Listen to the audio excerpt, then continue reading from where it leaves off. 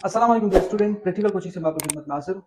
आज का जो लेक्चर है लेक्चर नंबर 3। लेक्चर नंबर 3 में हमने फिजिकल क्वांटिटीज के बारे में डिस्कस करना है। फिजिकल क्वांटिटीज क्या है, ठीक है। सबसे पहले इसका definition, those quantity which can be measurable is known as physical quantities. वो क्वांटिटी जिनका मेजरमेंट, जिनका पैमाइश पॉसिबल हो, उस क्वांटिटी को क्या कहते हैं? Physical quantity. आपकी डेली लाइफ में बहुत सारे एग्जांपल है। आप किसी सब्जी के शॉप पर जाते हो, वहां से जब आप सब्जी खरीदना चाहते हो तो वो सबसे पहले उसका मेजरमेंट करते हैं, ठीक है। इस तरीके से आप अपने एज की मेजरमेंट करते हो कि आपका एज कितना है, आपकी ऊंचाई कितना है, हाइट हाइट का भी आप मेजरमेंट करते हो, ठीक है। तो मेजरमेंट का एक बहुत अहम किरदार है हमारी डेली लाइफ में। फिर आपके पास फिजिकल क्वांटिटीज के फिर टाइप्स है। नंबर 1 पे आपके पास जो टाइप है बेस या फंडामेंटल क्वांटिटीज, डिराइव क्वांटिटीज और सप्लीमेंट्री क्वांटिटीज। अगर आप कहें कि सर ये सप्लीमेंट्री क्वांटिटीज का नाम तो हमने पहले सुना है, ठीक है, इससे पहले हमने सुना भी नहीं था, क्योंकि क्लास 9 में हम स्टडी करते थे बेस क्वांटिटी और डिराइव क्वांटिटीज के बारे में। लेकिन यहाँ पे तीसरा जो आपके पास आ गया वो है सप्लीमेंट्री क्वांटिटीज। सबसे पहले आपके पास फंडामेंटल या बेस क्वांटिटीज क्या है? Those quantity which cannot be defined in term of other physical quantity. Base quantity वो physical quantity है जो दूसरी physical quantity की in term में आप इसको define नहीं कर सकते। यानी ये वो physical quantity है जो किसी दूसरी physical quantity के ऊपर depend नहीं करता, यानी ये independent है। अगर आप कहें कि सर कोई एग्जांपल, तो आपके पास इसके 7 एग्जांपल है टोटल, यानी 7 इसके टोटल 7 फिजिकल बेस या फंडामेंटल क्वांटिटीज है। नंबर 1 में आपके पास है मास, टाइम, यानी मास जो ये किसी दूसरी फिजिकल क्वांटिटीज के ऊपर डिपेंड नहीं करता है, ठीक है। टाइम भी किसी दूसरी फिजिकल क्वांटिटीज के ऊपर डिपेंड नहीं करता है। इस तरीके से आपके पास length, temperature, luminous intensity, amount of substance, current. अच्छा, इसका फिर यूनिट से, मास का यूनिट केजी है और टाइम का यूनिट सेकेंड है और लेंथ का जो यूनिट है वो मीटर है, टेम्परेचर का यूनिट केल्विन है, लुमिनियस इंटेंसिटी का यूनिट सीडी यानी कैंडेला है, अमाउंट ऑफ सब्सटेंस का जो यूनिट है वो मोल है, इसके साथ करंट का जो यूनिट है वो एम्पियर है, ठीक है। अगर आप कहें कि सर ये यूनिट फिर कहां से आए, इनका यूनिट्स इन लोगों ने कैसे इसको ये अरेंजमेंट दिया, ठीक है। एग्जांपल, मास का यूनिट ग्राम भी वो रख सकते थे, लेकिन ये 1960 में कॉन्फ्रेंस हुई और इस कॉन्फ्रेंस में ये तय किया कि मास का यूनिट ग्राम नहीं होगा बल्कि किलोग्राम होगा। 1960 में कॉन्फ्रेंस हुई। कॉन्फ्रेंस होने के बाद ये जो एसआई सिस्टम है, इंटरनेशनल सिस्टम है, ये 1960 में बना। जब कॉन्फ्रेंस हुआ तो उसमें ये सिस्टम का जो यूनिट है, एग्जांपल ये जो फिजिकल क्वांटिटीज या फंडामेंटल क्वांटिटीज का जो यूनिट है, इन लोगों ने बताया कि इसका जो ऐसा यूनिट है मास का वो केजी होगा। इस तरीके से टाइम का जो यूनिट है वो सेकंड होगा और इस तरीके से आपके पास जो लेंथ का यूनिट है वो मीटर होगा, किलोमीटर नहीं होगा, सेंटीमीटर नहीं होगा, डेसीमीटर नहीं होगा, बल्कि क्या होगा? मीटर होगा, ठीक है। ये एसआई सिस्टम कौन सी सन में बना था? 1960 में, ठीक है। एसआई सिस्टम यानी इंटरनेशनल सिस्टम। उम्मीद है कि बेस या फंडामेंटल क्वांटिटीज आपको समझ में आई होगी। अब हम मूव करते हैं derive quantities. What is derive quantities? ये बिल्कुल इजी है, ठीक है। Derive quantities, those physical quantity which can B derive from base quantities. ये वो फिजिकल क्वांटिटीज है जिसको हम डिराइव कर सकते हैं, जिसको हम हासिल करते हैं। कहां से हासिल करते हैं? बेस क्वांटिटीज, फंडामेंटल क्वांटिटीज से, ठीक है। यानी ये वो फिजिकल क्वांटिटी है जिसको हम डिराइव करते हैं या जिसको हम कहां से हासिल कर सकते हैं? बेस क्वांटिटीज से या फंडामेंटल क्वांटिटीज से। ये वो फिजिकल क्वांटिटी है, ठीक है। अगर आप कहें सर इसका कोई एग्जांपल, तो आपके पास वेलोसिटी, वेलोसिटी का जो फार्मूला है वो आपके पास क्या है? S upon T. और ये भी आपको पता है इसका मतलब डिस्टेंस। डिस्टेंस आप किस चीज से पैमाइश करते हो? ये भी आपके पास जो डिस्टेंस है ये भी लेंथ है, तो ये आपके पास क्या है? मीटर। और टी आपके पास सेकेंड। तो यहां पे आपके पास मीटर और सेकेंड, ये मीटर आपके पास क्या है? फंडामेंटल क्वांटिटी है या बेस क्वांटिटी। और आपके पास सेकेंड कौन सी क्वांटिटी है? सेकेंड भी आपके पास बेस क्वांटिटी। यानी यहां पे जब मैंने एस को डिवाइड किया, यानी लेंथ को डिवाइड किया किस चीज से? टाइम से, तो मैंने क्या चीज, कौन सी क्वांटिटी हासिल की? Derive quantities. इस तरीके से आपके पास बहुत सारे एग्जांपल है। एक्सेलरेशन, स्पीड, वेलोसिटी, ठीक है। ये जितने भी क्वांटिटीज है ये कौन सी क्वांटिटीज है? Derive quantities. लेकिन फिजिकल क्वांटिटीज में जो फंडामेंटल क्वांटिटी या बेस क्वांटिटी वो टोटल 7 है। डिराइव क्वांटिटी बहुत सारी, ठीक है। अब हम आते हैं सप्लीमेंट्री क्वांटिटीज। आपने बेस या फंडामेंटल क्वांटिटीज, इसके साथ साथ आपने डिराइव फिजिकल क्वांटिटीज जो या डिराइव क्वांटिटीज, ये तो क्लास 9 और साथ ही क्लास 9 की फिजिक्स का जो बुक है वहां पे भी आपने स्टडी किया होगा। लेकिन ये नया जो आपके पास है सप्लीमेंट्री क्वांटिटीज, ये क्या होता है? Those quantity which those physical quantity that is used for calculation on a secondary level, ये वो physical quantities है जिसको हम यूज करते हैं कैलकुलेशन में, लेकिन सेकेंडरी लेवल पर, ठीक है, यानी हाई लेवल पर हम इसको यूज करते हैं।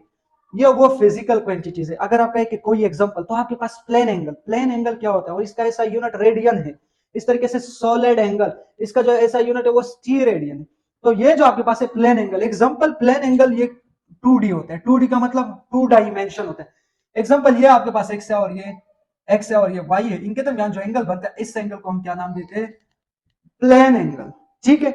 ये जो आपके पास, या आप ये भी कर सकते हो कि एग्जांपल यहाँ पे ये x और y यहाँ पे एंगल बना, इसको भी आप कौन सा एंगल कह सकते हो? ये जो एंगल बना ये, इसको भी आप प्लेन एंगल कह सकते हो, ठीक है। ये जो प्लेन एंगल है ये आपके पास सप्लीमेंट्री क्वांटिटीज, और प्लेन एंगल का जो यूनिट्स है वो रेडियन है। इस तरीके से आपके पास सॉलिड एंगल का जो यूनिट्स है वो स्टीरेडियन है।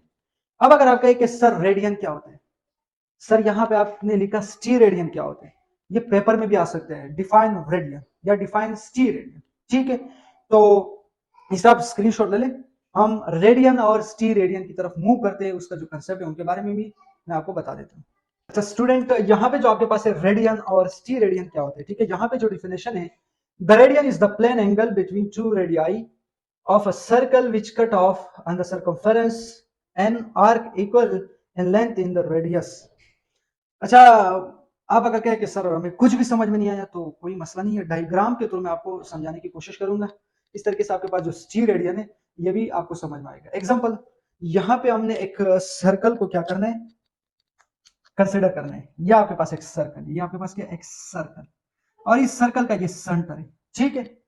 अब हमने करना क्या, यहां से यहां तक जो रेडियस है ये इक्वल है।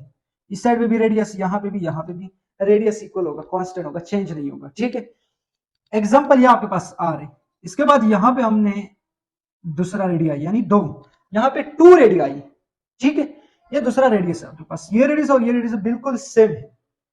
यहाँ पे आपने एक आर्क लगाया और दूसरा यहाँ पे आपने लगाया, ठीक है। आपके पास कितने रेडियस मिले? 2 रेडियाई मिले, ठीक है। अब ये जो डिफिनेशन है आपको समझ में कैसा आएगा? एग्जांपल, ये डायग्राम अगर आपको समझ में आएगा, डिफिनेशन आपके लिए आसान है।